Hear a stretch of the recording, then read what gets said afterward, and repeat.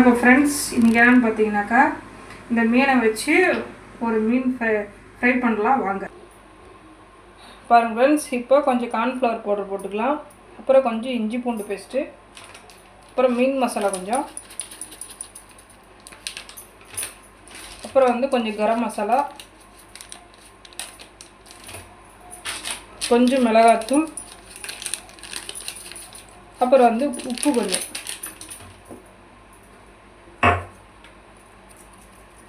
தண்ணி ஊற்றி மிக்ஸ் பண்ணி மீனில் தடவிக்கலாம்.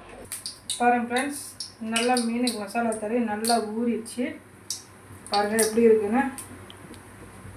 அப்படியே எண்ணெயில் போட்டு அப்படியே பொரிச்சிடலாம்.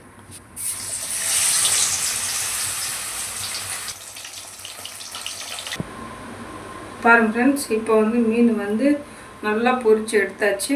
நீங்களும் இதே மாதிரி வீட்டில் செஞ்சு சாப்பிட்டு பாருங்கள். பிடிச்சிருந்தா லைக் பண்ணுங்கள், சப்ஸ்கிரைப் பண்ணுங்கள்.